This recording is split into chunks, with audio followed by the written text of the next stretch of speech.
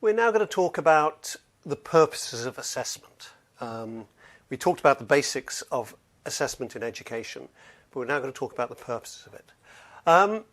To start thinking about the purposes of assessment, let's start with some very important questions. And we dealt with these previously. So who is being measured? Why are they being measured? How is the data being used? And that will allow us to determine what the purposes of the assessment are, because that's very important. In terms of who is being measured, are we interested in measuring individual learners? So if you're running examinations, it's the individual learner because their individual results that count. But if you're interested in the health of the education system overall, you're probably measuring cohorts of learners. It might be that you actually want to measure the health of the overall system and not just educational outcomes, but many other parameters. It might be teacher performance, it might be school performance, it might be whether a particular intervention has an impact. But each of these different purposes and different targets requires slightly different approaches to assessment.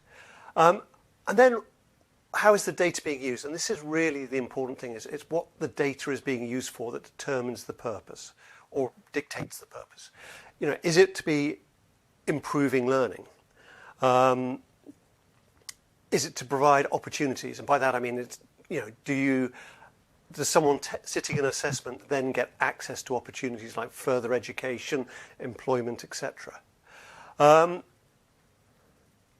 know, is it to gatekeep access? Is it to make sure that only some students can move up to the next stage of education or move into higher education or access certain jobs?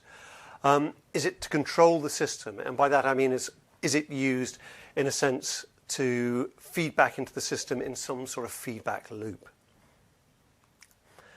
We're going to start by just looking at some of the very basic definitions of assessment, and you'll probably come across these, so it's worth spending some time making it very clear because they do actually cause a lot of confusion. First of all, it's summative assessment. So this is assessment that says what has been learned up to that point. It's sometimes referred to as assessment of learning. It's usually higher stakes, but not always. So examinations are a good example of summative assessment because they happen at the end of the course, and they just say this student has reached this level. An alternative to that is formative assessment, and this is much more about assessment for learning, which is sometimes referred to. And it's designed to make sure that learning is improving and help learners achieve their goals. It's usually low stakes, it's usually informal, often classroom based. It can be, you know, it can be as simple as quizzes or just end of unit tests. There's a kind of a spectrum between these two. So as I said earlier, it's the purposes define what the assessment is. So if you think about something like coursework, is that summative or formative? Well, it depends on how the outcomes are used. Just because it's coursework and happens during the course doesn't mean it is formative assessment or assessment for learning. If it's used to be part of a final exam and saying this is what the student can do at this stage, then it becomes summative. So those are the two big ones. But then there is also many other types of assessment, such as diagnostic or research assessment, where the assessment is used to give research or systemic data about learning. Just to really highlight what the differences between formative and summative assessment are, because it is quite important, especially if you're looking at policy and trying to improve learning. It's important to know the difference between these two because they do often get confused in policymakers' minds. And this is quite a nice quote from Professor Paul Black, who did a lot of the formative work in this. So when the cook tastes the soup, that's formative assessment. You know, there is still a chance to add seasoning, cook it a bit longer, etc. But when the customer tastes the soup, that's summative assessment. And that's a very important difference. Once it has effectively gone out of the education system, that student's results stays with the student.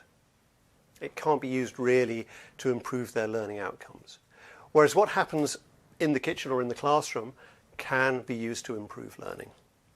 Very crude definitions there, and there are always exceptions, but it gives you the rough idea. beyond these very broad definitions, if we look under the surface, there are actually lots more different purposes going on. So if we just take one, such as high school examinations, they have a lot of different purposes that sit beneath that. They are not just purely a high school completion certificate, a statement that a student has finished high school. They can be used for university entrance.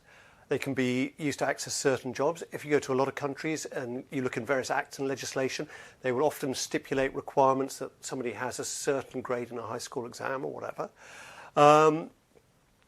They can give access to selective schools and streams, which can be very high stakes. So it might change, for example, if you do well in your primary exam and it allows you to access the better schools, the better performing schools, you might go and suddenly find yourself playing cricket with the sons of ministers, etc. So it can have a big impact on life chances. That's just from from the learners and the parents' perspective. Because obviously parents have a very vested stake in this too. But beyond that, even for the high school completion exams, they can be used to measure school performance, and we'll come back to this when we're talking about some of the tensions within assessment and education. And it's not just necessarily the state deciding whether a school is bad or not, or inspecting it or whatever. It can be that many schools use their sort of school performance tables to say how desirable they are, to access the best learners, which then improves their results. So it can be quite an important aspect for them and an important purpose for them. It can give them access to better funding. So high schools examinations serve many different purposes. They can be used for measure teacher performance, and again we'll come back onto this when we talk briefly about the tensions this can rise to. Good teachers might get pay, they might get promotion, they might be punished. If they get good results, it might give them access to lucrative tutoring outside the classroom. So there's all sorts of purposes it serves. And it might be that ministry is being measured. And it's not always transparent. It might be that actually in the background that the minister himself is coming up for the end of a term and needs some quick exam results or successes to ensure his re-election, so they might be serving that purpose. Certain assessments might be linked to freeing up development funding. So there's all sorts of purposes that might lie behind the surface purposes, and we need to be aware of those. And that brings us on to why being really clear about the purposes of assessments is important, because conflicting purposes lead to tensions and incoherencies. This is a title from the Financial Times about India's lucrative exam cheating industry and how that reflects a broken system. And it's not just India. This happens all over. There have been big scandals in the USA about teachers fixing results of student tests because they are linked to funding or pay or whatever. So the important sort of take-homes from this are, if there is a high-stakes examination that is not aligned with the intended learning outcomes of the curriculum, the exam will win. And I don't necessarily mean like a high school leaving exam. It might be a student aptitude test or whatever. But if it has a high stakes, then that assessment will drive the learning rather than learning and learning outcomes driving the teaching. And if teachers are paid on exam results, they will focus on improving those exam results, not necessarily improving learning outcomes. And there have been some really interesting examples of this. I mean, Sweden has a very good system of teacher assessment with very competent professional teachers. And it was stable for a very long time and gave very good results by all measures. And then they introduced teacher performance based upon student results. And student results started to climb, which you could argue was a sign of success. But none of the other indicators of learning outcomes or student performance, such as performance on PISA or TIMSS, etc., changed, which strongly suggests that actually teachers were over-assessing because it was in their financial interest. Similarly, in the UK, on their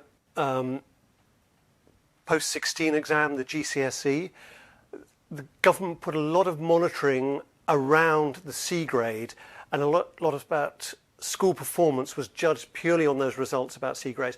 And you ended up with a spike of students just above the C grade. But if you then looked at those same students in 6 months' time, they were not performing at that level.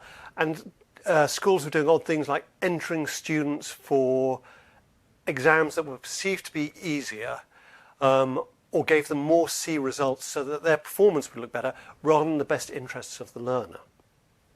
And if you put the high stakes outcomes on a low stakes assessment, regardless of how you badge it, you will make them high stakes assessments. So again, if you look at the SATs in the UK, which were meant to be about measuring learner performance so that teachers could judge where their learners were and help improve learning, but they became involved with school performance and teacher performance measures.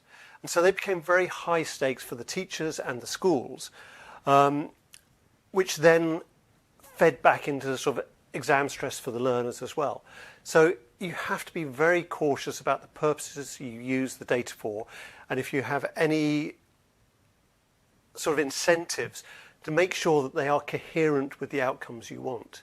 And I've certainly seen, I've been in places where you go to visit a school in a system and they will have a school built out the back of the back, and that is called a ghost school. And what they do is they take their weaker performing learners, put them in that school and register them as a separate exam centre, so that their results only reflect their best students and not their whole students, because they are judged on their number of pass rates, and they don't want to be judged on those ones that they perceive that they have failed.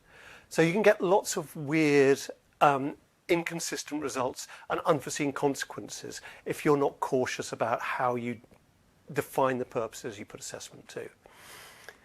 And that brings us to the end of this assessment on the purposes, but we're now going to go look at where we get our data from.